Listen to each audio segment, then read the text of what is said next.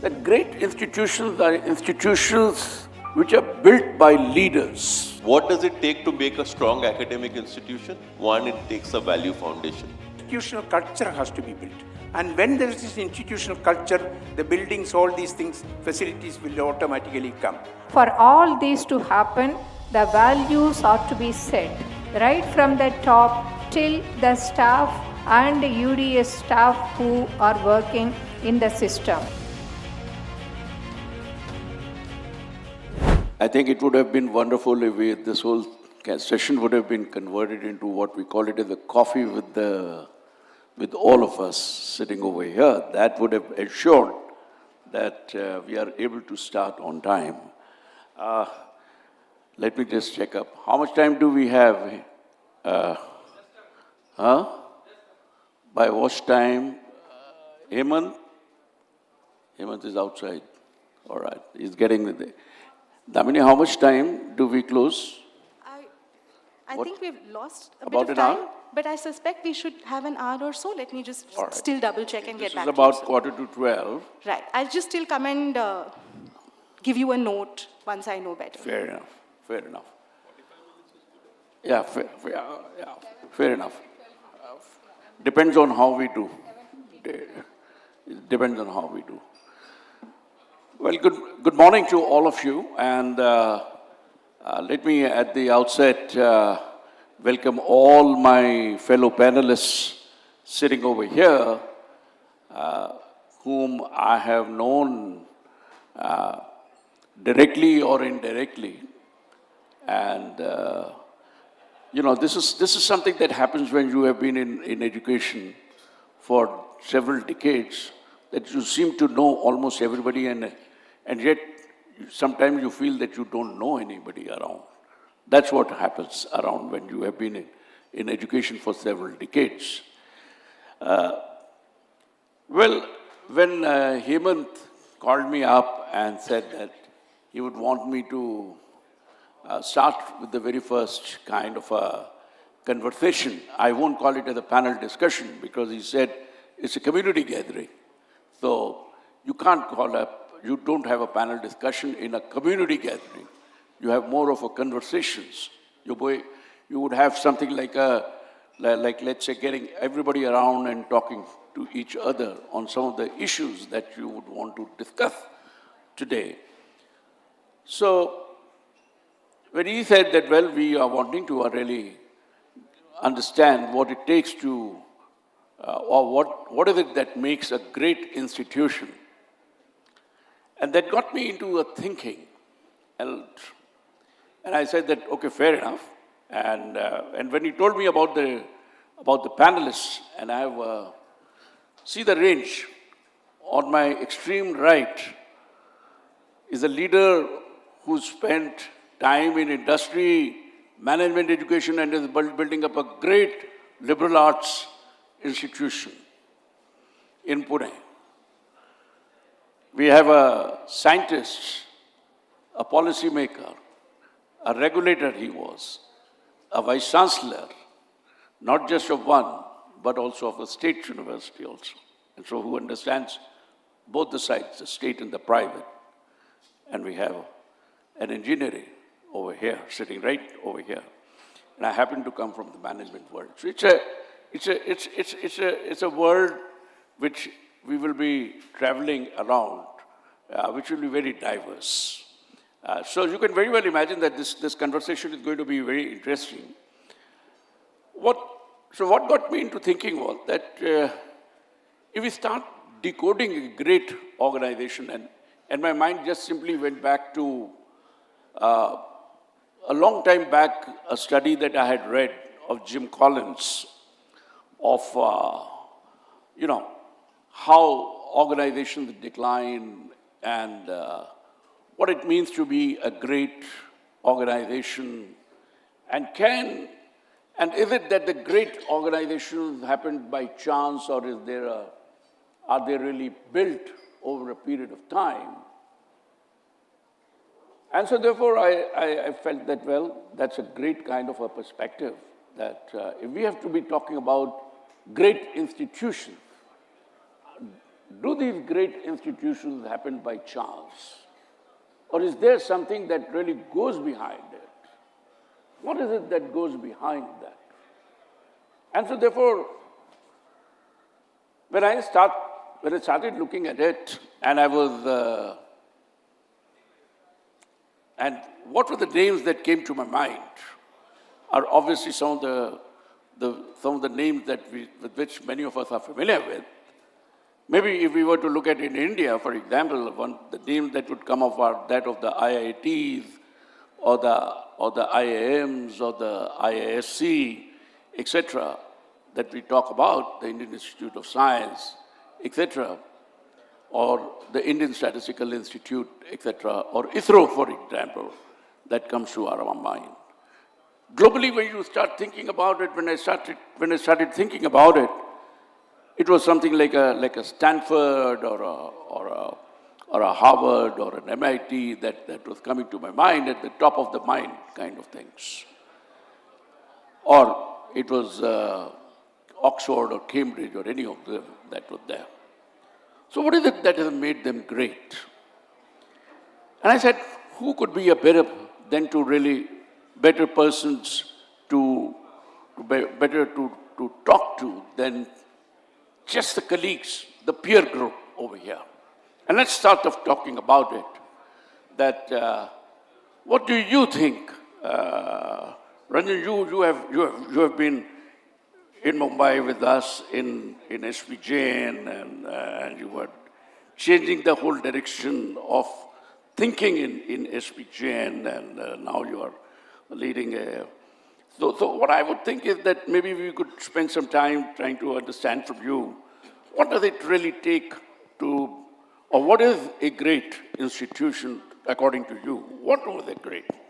And does greatness, it would happen, and does greatness just happen by chance? Is it just a matter of some fluke that happens, or is it just a matter of time that somebody becomes great, or is it just simply a gaming, the game that we all play in the ranking world, that would make a great institution? Thank you. Is this mic working? Yeah? Okay. Great question to start off with. I have handled two types of institutions. Where I was in SPJN, the task was to take a good institution and move it towards greatness. In Nayanta and in Vic School of Management, the task was to attempt to build a strong institution from scratch. I think the two tasks are different. So 3-4 things about so-called great institutions. Nobody can say that I have running a great institution. The world has to say you're great. Britain is the only country that is an exception where they call themselves Great Britain. But otherwise, greatness is in the eyes of others. I think any institution to achieve excellence, there is some combination of luck and sustained effort. Let me talk about 2 or 3 things that I think are important. To me, if I'm looking at a startup institution, the most important thing is get your first 20 employees right. Get your first 20 employees and your leadership right in terms of values, culture, and process. So, what does it take to make a strong academic institution? One, it takes a value foundation. Second, it takes strong faculty. You need good staff, and then you need processes and infrastructure. To me, the glue of a great institution is culture. And vice-chancellors can enable culture, but vice-chancellors are not the long-term glue of an institution. So, to me, the biggest thing to build a great institution is to build an institution that is faculty-led and not leader-led, where a strong faculty governance model is at the heart of the institution. The second is that where you build student-centricity. And student-centricity to me is a word that we need to think about. Students are not customers. We should not be doing what students want us to do, but we should be doing what students need for their long-term growth and development.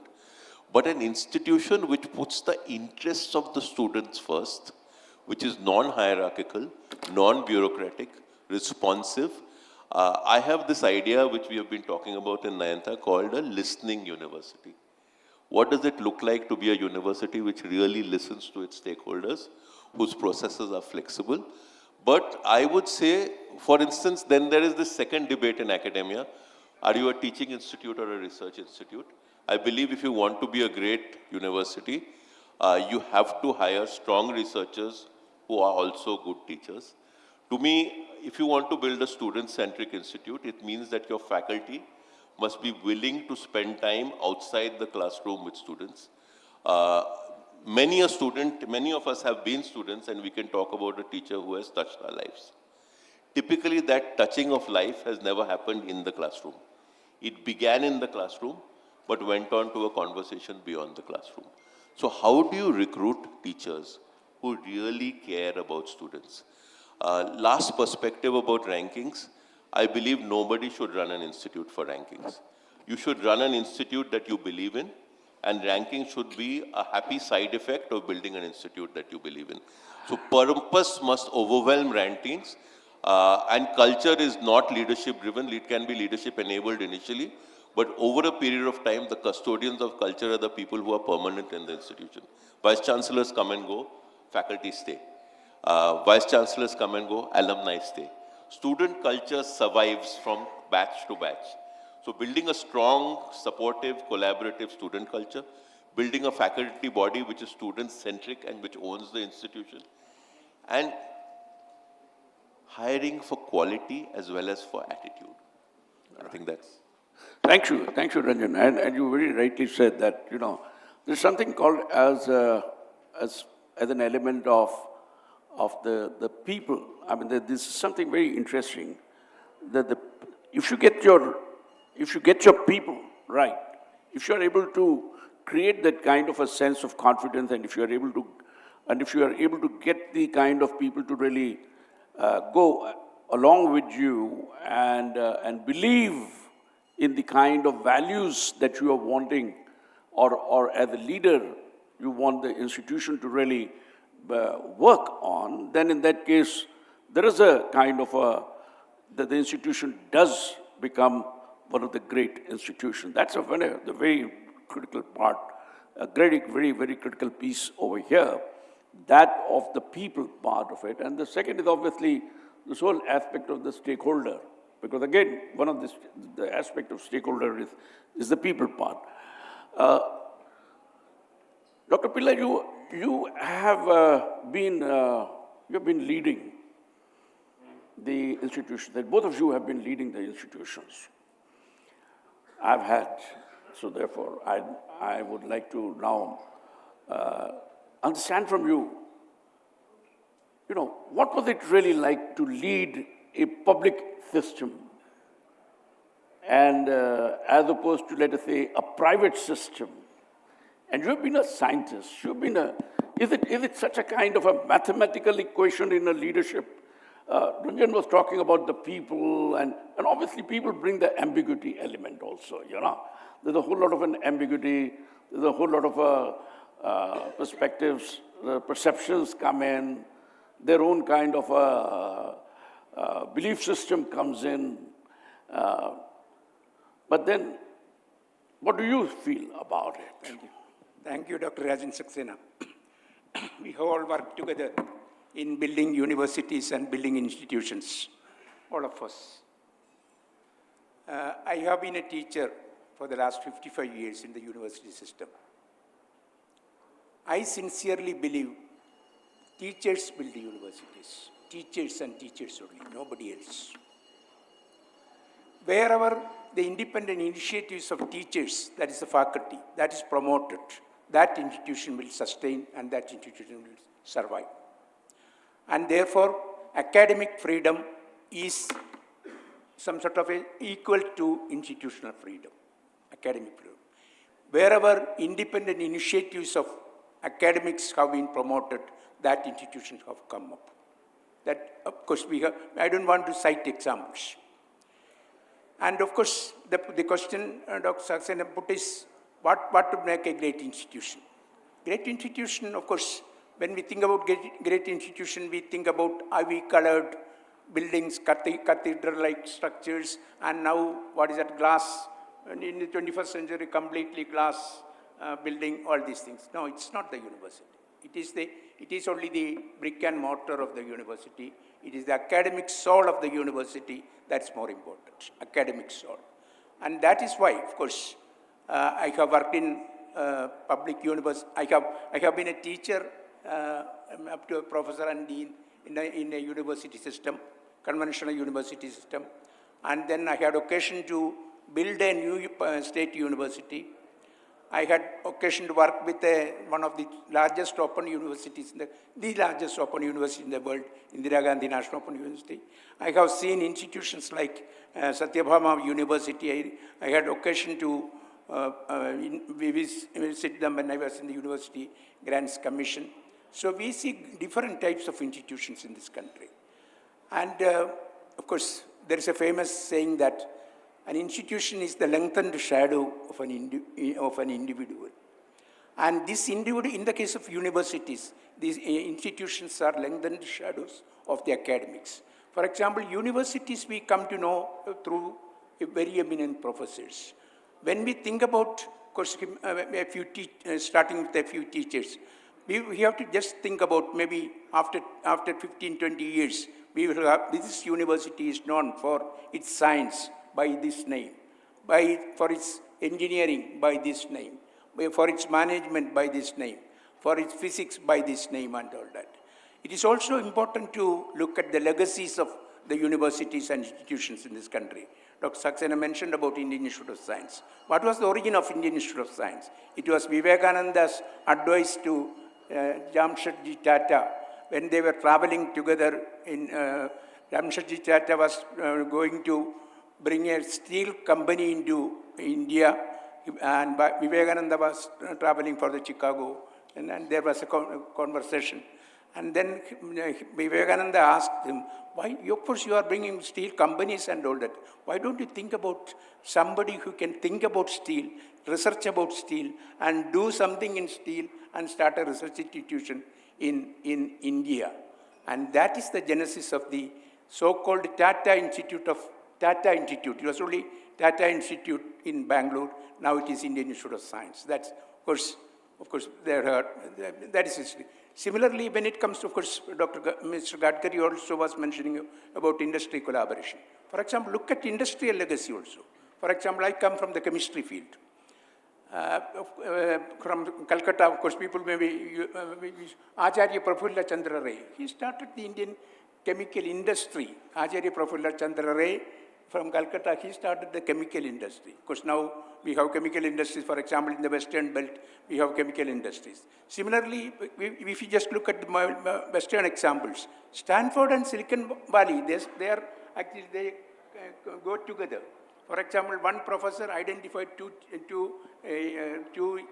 engineering students, and he gave them the opportunity or freedom to start something there, and that is the genesis of that organic linkage between the industry and the academic institution.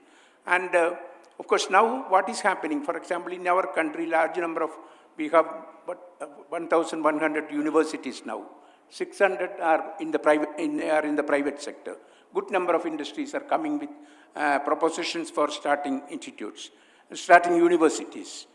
It's very important because we have 50,000 colleges also. So it's very important, but we should not just say that, as Dr. Banerjee rightly mentioned. World-class Center for Excellence, all these things the things which we have to acquire and earn. And it will not come from just by statement. For example, there is a lot of discussion, every day almost discussion is going on. Oh, we are starting a world-class university. So first we have to think about, great teachers. Great teachers have to be brought to the institution. Great students have to be attracted. And then researchers have to come. So this culture, institutional culture has to be built. And when there is this institutional culture, the buildings, all these things, facilities will automatically come. I'm glad that in India, a lot of new things are happening. For example, we talk about artificial intelligence, a lot of things. Of course, there was a mention of by a teacher that technology cannot teach, only teachers can teach. That's very important. But teachers, without imbibing technology, they will be replaced. That's all. So it's very important to just look at these aspects. For example, giving opportunities for teachers, attracting the best teachers, best minds is very important. And also industries are coming with, for example, in Bombay, one of the industry has come up with two big research institutes, one for mathematics and one for physics. Of course, it was in the news, I can mention the Lodha Research Institute in mathematics, Lodha Research Institute in physics. So these are all things happening. I think, therefore, we should not be worried about the so-called big infrastructure and 5-star or 7-star infrastructure. We have to be worrying about the academic soul of the institution. That is the institution culture. The teachers, the researchers, the students, the academic community, they have to be strengthened. That only can be the institution. Thank you very much. You very rightly said. Dr. Bhaskaran, and this is something which is interesting what Dr. Pillai said. The academic freedom and the autonomy that we give within the institution. It isn't just the institutional autonomy, but also the autonomy that we give within the institution to the faculty. That is critical. Unfortunately, when you start looking at the institution, and that's something that I can say from my own experience now, today, of having led institutions in this country, right from the IIM to, let's say, a university like NMIMS. And now that when I interact with the institutions across India, one thing that I hear is that if I have to, when I hear a faculty member say that, look, to be able to get something to teach for my class, for my course, I have to necessarily go up and get the necessary approvals from the top bosses. That really takes away the entire spirit of education. Or when I hear somebody say that, look, I have been told to teach this and in this particular manner, this takes away the entire spirit of education. I think what Dr. Pillai and what Rajan was just mentioning about it, Dr. Banerjee was referring to, was when we're talking about the people, that people are really the crux. It isn't just simply the infrastructure that we are talking about it. Unfortunately, we invest a huge amount of money thinking that we have built a great institution. So we create 5 stars, we create 7 stars, we would possibly create 10 stars if that was there. I'm not saying that the infrastructure is not important, not at all. But I think somewhere or the other, we miss out the essence. The essence is that it is ultimately the people. It's the software aspect that is really critical.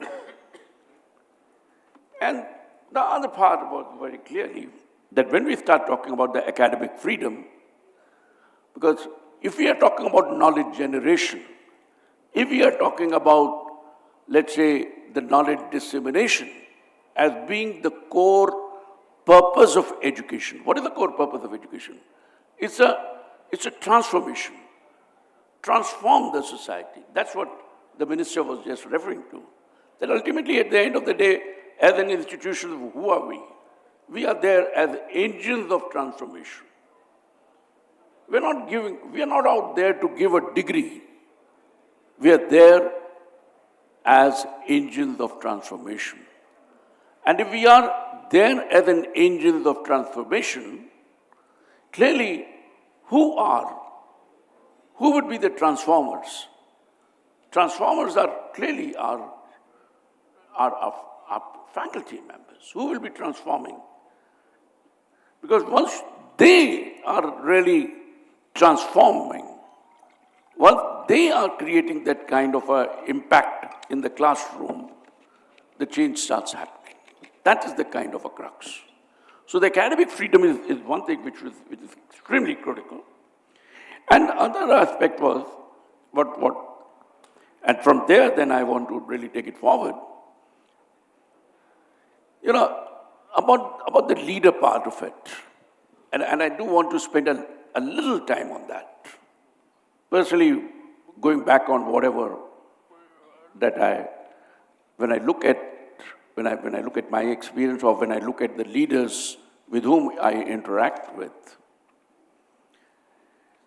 I think, you know, the leader's own belief system and belief in the institution and belief in the purpose of education, that I think is extremely critical. Unfortunately, when there is a conflict between the individual's own belief system and the institution purpose, the entire institution starts collapsing. And I have seen that happen. I sit there as a Vice-Chancellor, but I don't believe in the institution in which I'm leading. I happen to be the Vice-Chancellor. I come from such and such institution, and so therefore I'm the Vice-Chancellor. Somewhere or other, that belief which is critical, and clearly when he has a belief in himself and in the institution, that leads him towards what is called as defining the vision, or I don't call it the vision now. I call it more as a pathway. What is the path that the institution should take? What is the path that you would want the institution to take? And clearly in that kind of a pursuit, what are the values that you want the institution to work on and to walk on? It isn't just simply to put it on the board for accreditation purposes, but it is what you believe in, what you live in. Then that's the one which will really take it forward. So taking it forward now, and this is something that I would, and incidentally, what happens is that sometimes it is said that, well, if you get a legendary individual like Rashid Pillai as the Vice-Chancellor, the institution will automatically become a legendary. That doesn't happen.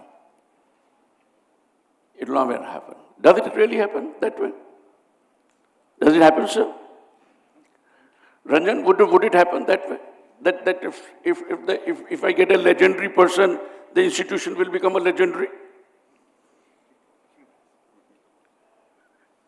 What do you think? Yeah. Do you think that if tomorrow it wasn't if instead of Kanchan Bhaskaran, some legendary engineer was to come and lead VIT, will VIT become a legacy institution?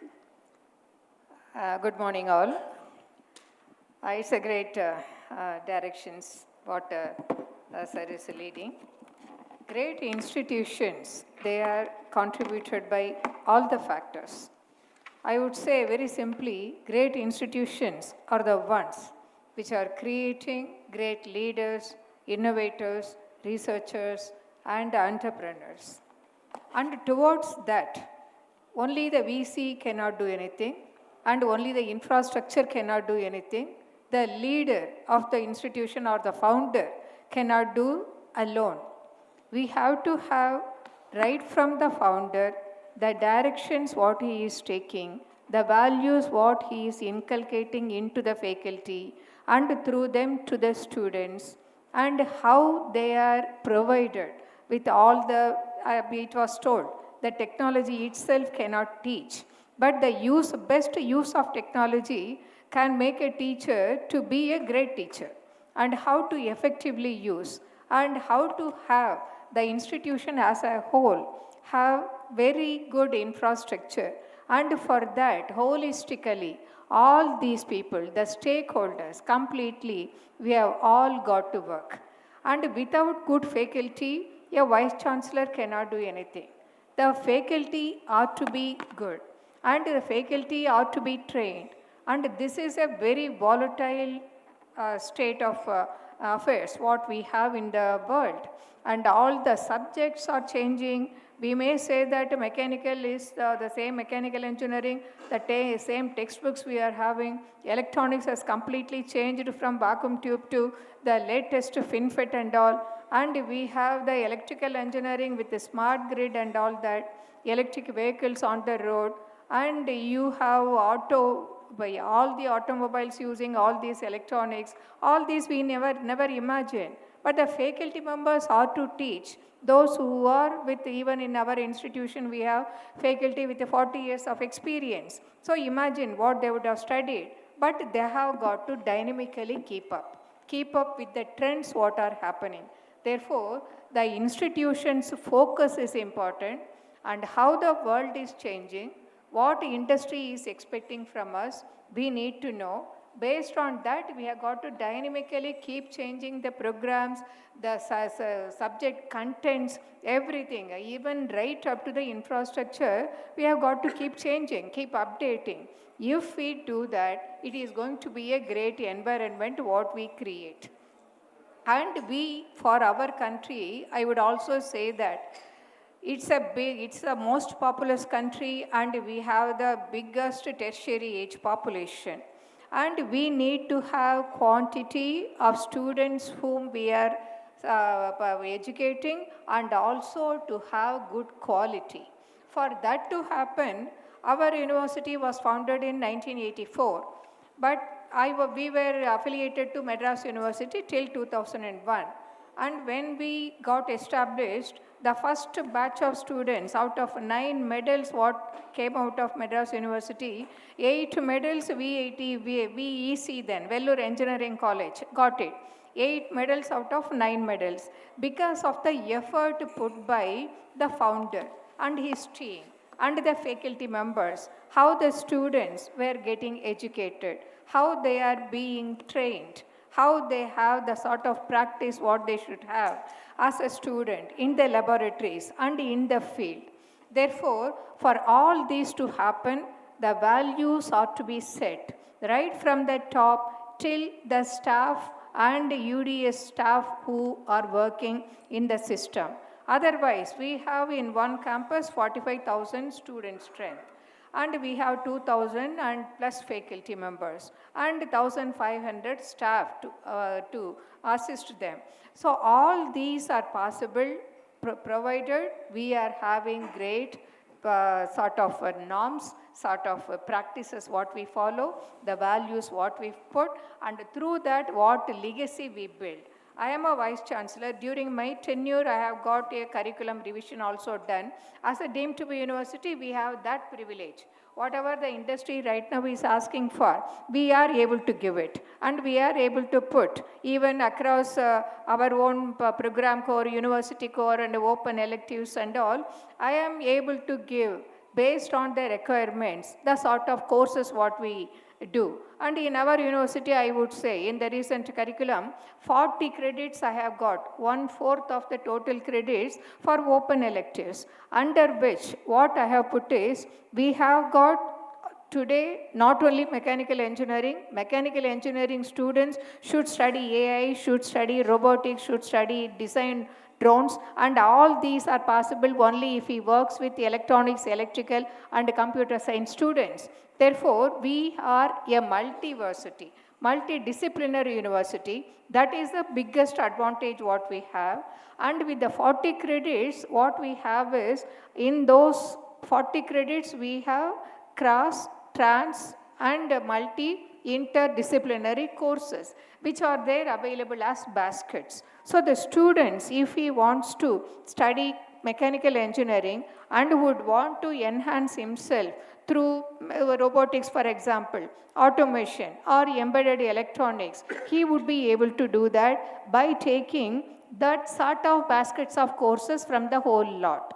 Each of the schools will offer courses as baskets, and those students, whomever, whichever program he is in, he wants to do something additionally so that he gets some interdisciplinary idea, we allow them. We allow them to take even 2 such baskets, 20 plus 20 credits, and he goes for learning much more than what he has to do. And computer science engineering students, most of them are learning coding and all. How long is it going to be sustaining them? So the sustenance as a university is very important. So for the student, we give this opportunity, and he will go for taking additional electives like this, and he can go for enhancing his broadening, diversifying his knowledge, and holistic outcome will come there.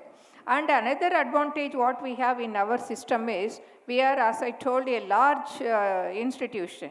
And we have this fully flexible credit system where the students would be able to, when I go for taking robotics courses, AI and robotics courses, naturally my peers in the class would be from computer science, from electronics, from electrical, and from mechanical. I would now go for we have yearly projects for the students, and those projects are basically multidisciplinary. So the students would go for collecting, and they will do this. They will do a holistic project. Every year they do a project. So all these are important, and beyond all this, the students are to be disciplined. They are to keep themselves engaged. For that to happen, we give hackathons, based on which we evaluate for the internal assessment marks, even the complete design in a computer, which would be defining the final assessment test for the student. All these are there. I would add later. Right. I think Thank I'm you. taking time. Thank you, Dr. Baskin. Thank you. Thank you. I think we have something interesting which is coming up over here, or which has come up over here. You know, I raised this whole issue of legacy. And why did I raise this whole issue of legacy? Because I started off by saying that what came to my mind were institutions that have spent maybe, or that have been around for 500 years, 250 years, 300 years.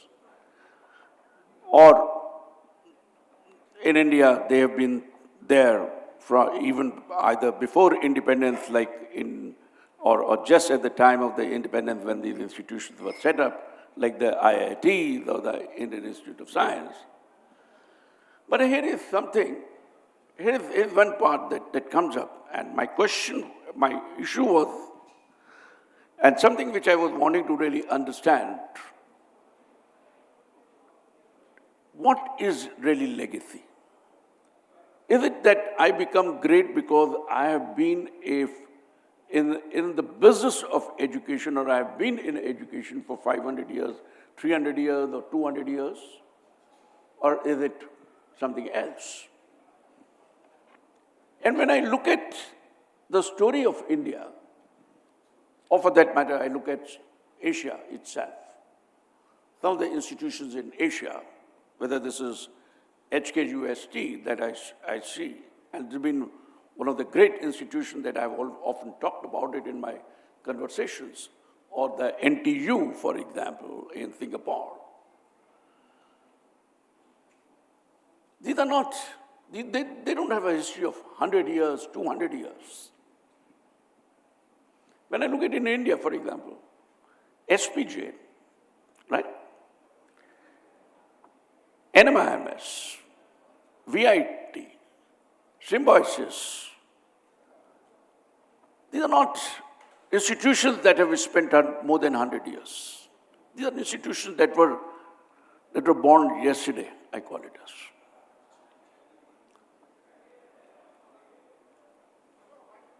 What is it that is really making them what they are? And I realized that it isn't just simply the longevity of the institution, but it is two things that came up, or rather three things that came up, and I'm going to come back on this part of it, Rajan, back over to you. The conversation will go back to you. One is in terms of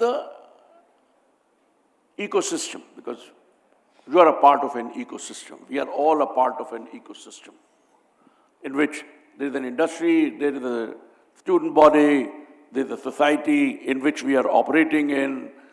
Society is as much a stakeholder.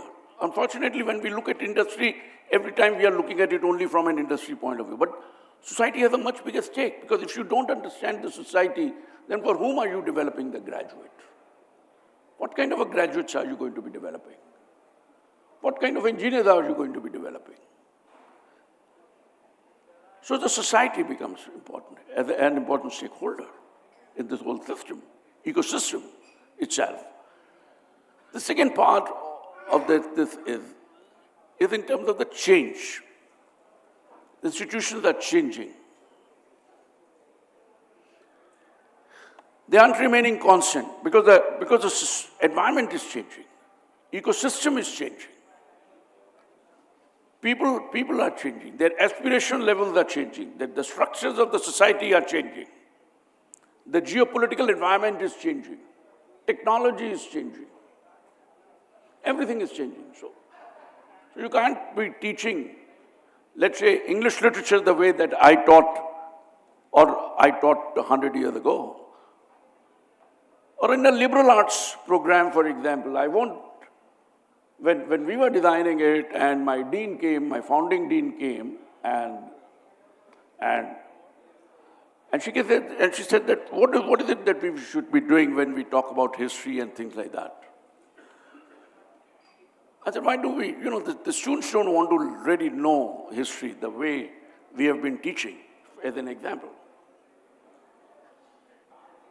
Can we look at some periods in history that have had a defining impact on the society, and as a consequence of it, the industry or the economy had evolved as a result of that? And there was, for example, when you talk about a whole lot of French Revolution, its impact that was there, or things like that. So that was one part. So the change has now become a critical part. And the third, and in that change, clearly, today technology is playing a very significant role. Digital part is now playing a very significant role.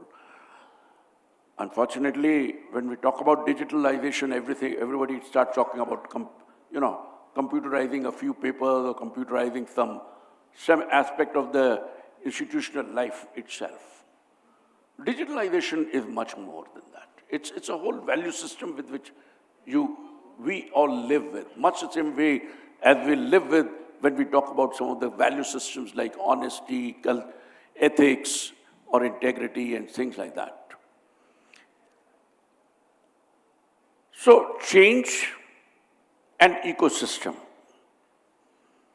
And Ranjan, you are the one who drove this whole, you brought this whole perspective of liberal arts and liberal thinking in SPJM. So, Ranjan, your thoughts on that? So let me talk about ecosystem and change and talk about it together. That if you are to have any change that is sustainable in an institution, you must carry your ecosystem with you.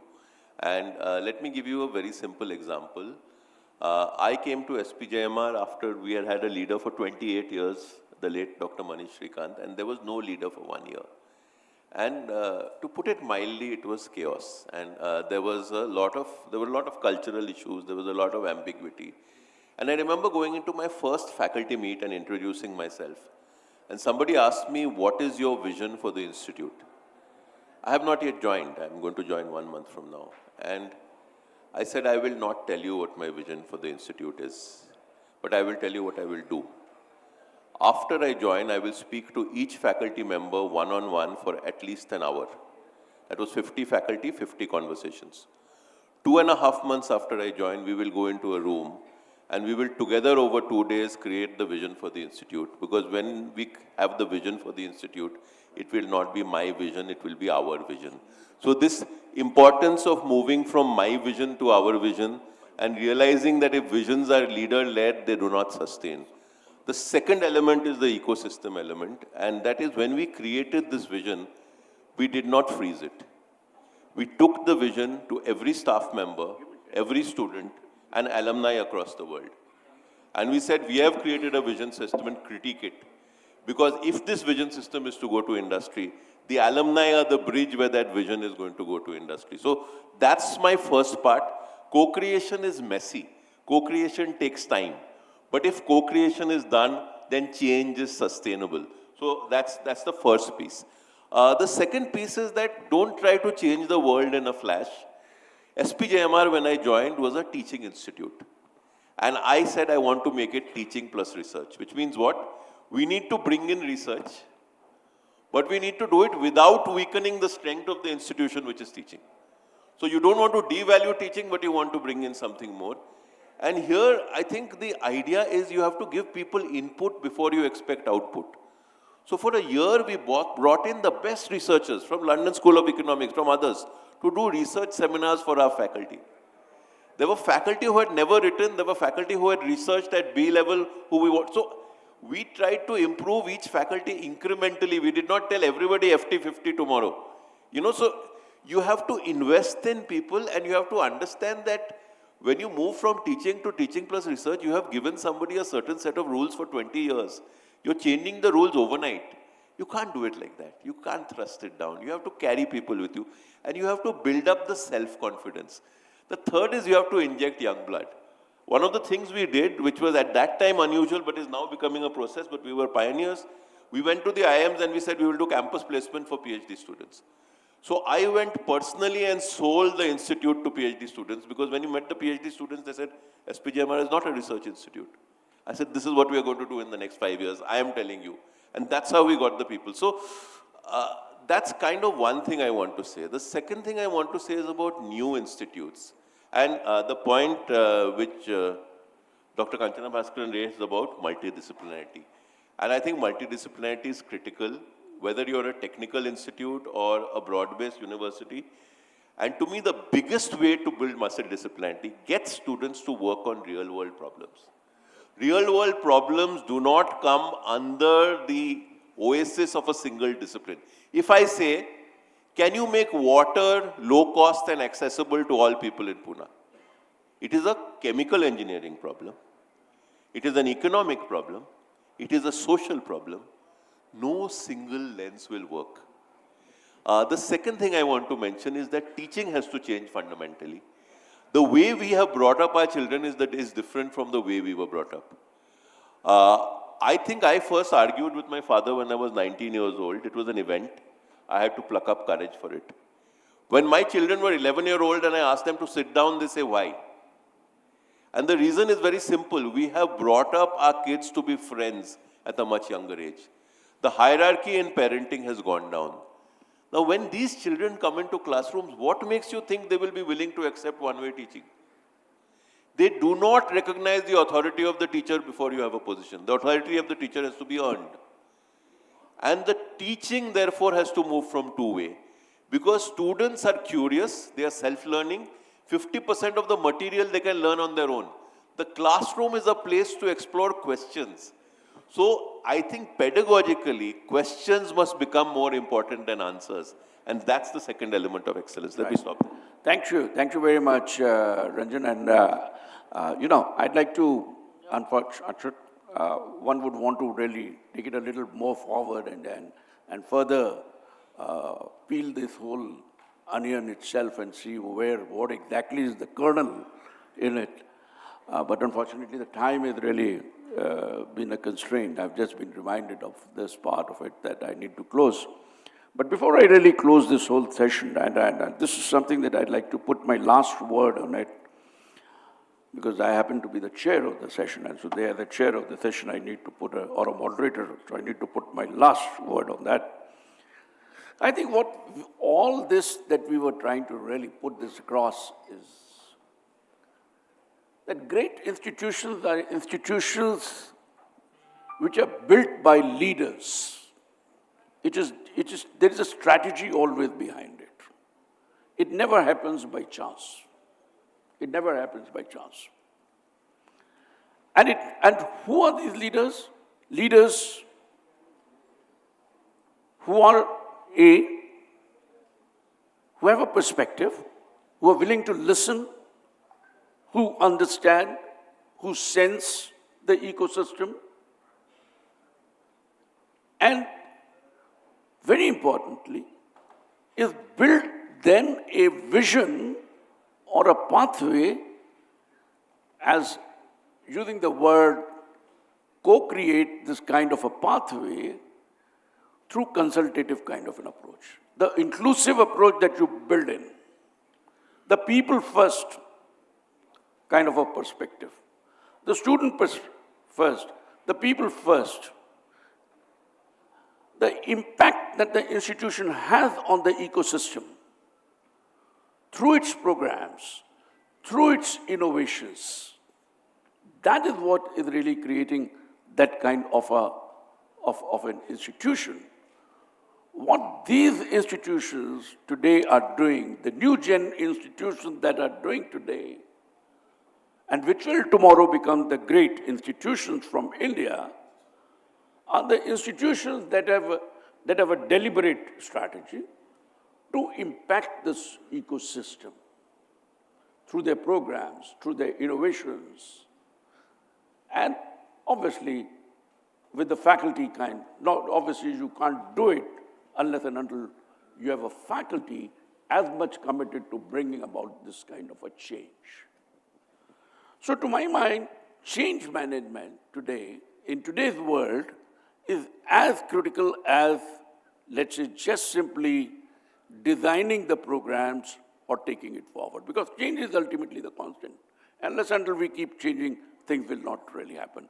And that's what unfortunately happens when somebody has been around, for example, as a leader for about 30 years, of running the institution for as much a number of years, 30 years. So it is 1 into 30. So you keep doing the same thing over and over again. Why do we want a change in the leadership? Because that brings in that kind of a thought process itself. And the last part that I want to bring it in, and this is something which has come up over here from the basis of the discussion, was very clearly, it's a culture of the institution. Physical infrastructure, important, no doubt about it, but not beyond a point. What is critical is the softer part, the culture, the value system, the beliefs systems that are there, the value of excellence within the organization, the value of, let's say, ethics, the value of humility in the organization, learning from the failure, that this hasn't worked. What is it next that we can really do? So change is something that I think it is extremely important. Well, friends, time has been a big kind of a constraint for a session like this. This is ultimately, we were trying to decode something with such a great kind of a panelist that I have over here. And unfortunately, we couldn't really do as much as we would want to do, but maybe we would want to continue this kind of a dialogue. That the best part of the community is that the dialogue continues. That is something that is important, and that's what Hemant said, that this is a dialogue that is there. So thank you very much, Ranjan. Thank you very much, Rajshekhar, and thank you very much, Dr. Kanchan. And thank you very much, ladies and gentlemen. I thought that in about this 40-45 minutes, we were able to really talk about a few aspects of what it does take to create a great institution. Thank you very much.